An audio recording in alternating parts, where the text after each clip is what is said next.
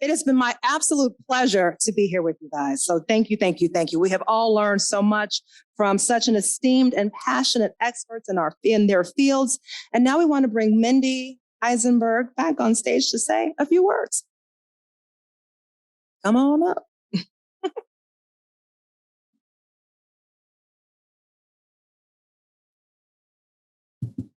So now we are at the end of the formal program, and we've left some time at the end for any questions that came up that were not addressed for our panel of speakers.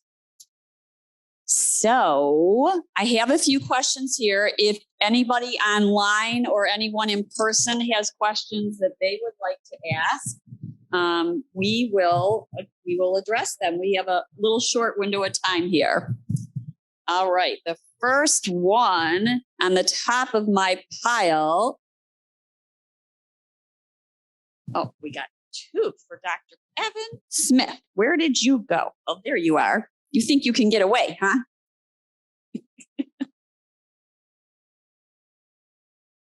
All right. How do I find a neuropsych in the Chicagoland area? How about anywhere? I didn't even know your type existed. That's a great question. I think that actually speaks to the crisis of mental health care in the US, and that's everywhere. So if you haven't found one, it's not because you're doing something wrong. It's because there just aren't a lot of mental health providers to meet the demand. And Chicagoland area, I'm not an expert there, but what I can say is the National MS Society actually has a directory of mental health providers who they've vetted. So I would go to the National MS Society for that. And if you reach out to me, if you give my contact info, I'm happy to help you search. Hey, you heard that. We can give that out. It's not easy to get an appointment with you. Did you know that? We're working on that. Is there a shortage of you guys out there? There's a shortage and girls?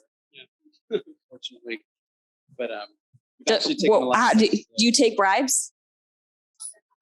Not out loud. All right. The next one is, are there books to help me learn how to improve my attitude and motivation that you would suggest? One that I really like, it's called The Happiness Trap by Stephen Hayes. That's one, it's rooted in acceptance and commitment therapy, which is an evidence-based cognitive therapy.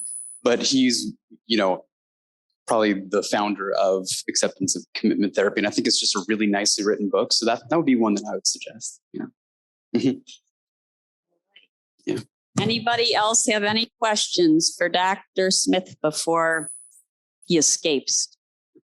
He has a new baby at home.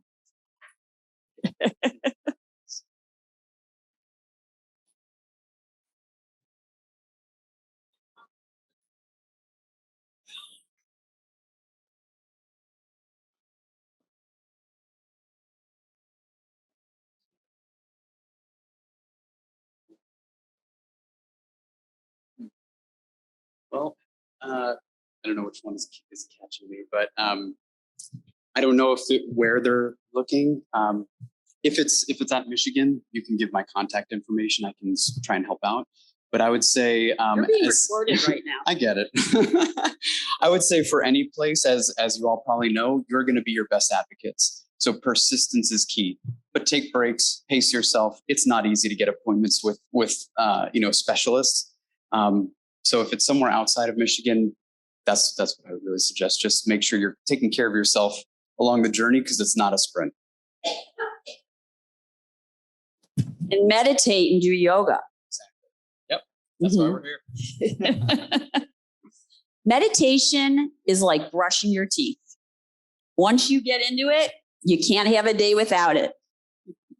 It's flossing the brain.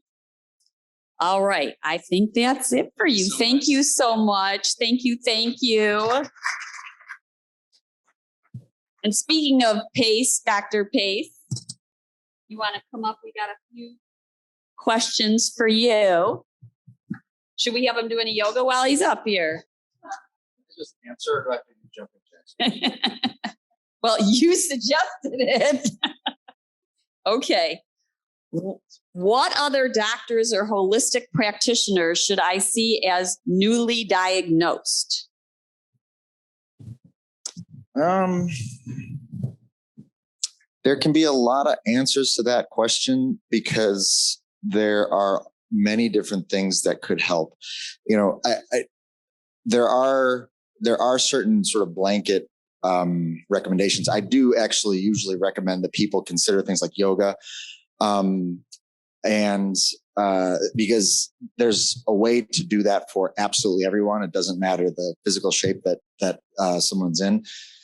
But people have different needs, and it kind of depends on what your individual needs are. If it's seeing a psychologist, if it's seeing a physical therapist, I almost always recommend physical therapy for patients because there's always a way that all of us can get better. You could be an MS patient, you can be a professional athlete. There's always ways to improve function, and a therapist can help you adjust things. But there's a lot of people that are out there to help if you just kind of start looking. But it's sort of difficult to answer one specific person. How do you know if the DMT you were put on is working? How do we know that one of the disease modifying drugs is working? So the fire suppressing drugs. The MRI is probably our best tool, and that's what we're using to visualize. But it doesn't tell us the whole picture. Many people will note that there are times when they are worsening, even though their MRI is not changing. And that is reflective of the fact that the MRI just doesn't tell the whole picture of something complex like a body. So we use a lot of piece of information. We heard about biomarkers, which are going to be blood tests that are going to be more and more helpful for us as they become available. And we try to put that piece together to give it our best guess, but sometimes we don't know.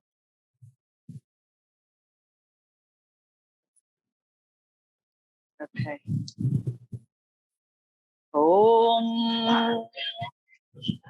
Should we all own with Dr. Pace?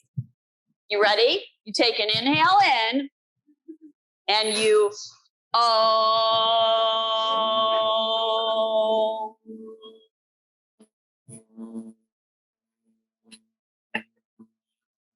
can do this all day. Good.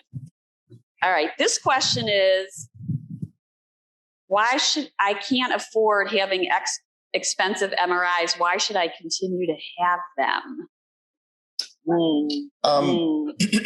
There's no way of answering that for any individual, and there are reasons to get MRIs. There are reasons for people that don't benefit from MRIs. There's all kinds of different situations, and to know why in any individual situation, sort of need to know the patient. The MRIs have their role. They're not the end of all of the end all be all, but they do help us in some situations. So. All right, you got some little tough questions there. Thank you, Dr. Gagnon. Thank you, Dr. Pace. Do all neurologists offer you can't see. I can't imagine why. There's this glare. Do all neurologists offer Octave disease activity tests? I don't think that, can you hear me? I don't think that they're offered everywhere, but I think most MS centers of excellence have them. But the best way to find out would be just by asking a neurologist. What is the name of the NFL blood test? So the name for NFL is neurofilament light. So that is a blood test. It's not always used clinically, but can be ordered. I'm not sure about the associated cost, but the active disease activity test does include NFL in it. So by getting the active disease activity test, NFL is automatically included. When do you expect biomarkers to be widely used, or are they already widely used? I think they are starting to be widely used, and I think that more research is continuing to come out, but I think over the next few years, we will see them more broadly used. But that's obviously just a guess. I can't predict it for sure. Do NFL numbers take into consideration other inflammatory diseases, or does it only look at MS inflammation? That's a good question. So it can increase from other conditions that are not MS, and you can't definitively determine what's from MS and what's from something else. And that's why those other biomarkers are so important versus just using one biomarker. Does Medicare pay for blood biomarkers for MS progressive? I'm not sure what that is. So for the active disease activity test specifically, it is free to patients with Medicaid and Medicare. All right, I think that's it. Thank you so much, Dr. Ganu. Sarah Johnson, you couldn't get away without questions. How much daily sunlight should a person get, and do the sun lamps work for that? I believe the recommended is at least 10 to 15 minutes every day. So morning sunlight is better. Whether it's sitting in the window, out on your patio, in the shade, the sun lamps. I'm not sure that I don't know the exact answer to that. Is it had the same circadian rhythm benefits? I think from a mood perspective, especially in Michigan with not seeing the sun, these sun lamps do help with seasonal depression, feelings of feeling down when we have gloom, but I'd have to find more about the sun lamps. Does sunscreen affect that? Sunscreen will affect your absorption of vitamin, your production of vitamin D. Yes. Such a balance act. Sunscreen, no sunscreen, Sunlight for the eyes to help. Yes. What is your opinion of intermittent fasting along with a balanced diet of protein, anti-inflammatory, omega-3 rich foods, high in antioxidants? So first I'll address just intermittent fasting. So there is some data out there that, restricting your eating window can potentially help with inflammatory symptoms. I think it's very individualized. Every individual responds differently to certain diet plans or certain ways of eating. So if that is something that you want to pursue, I think great.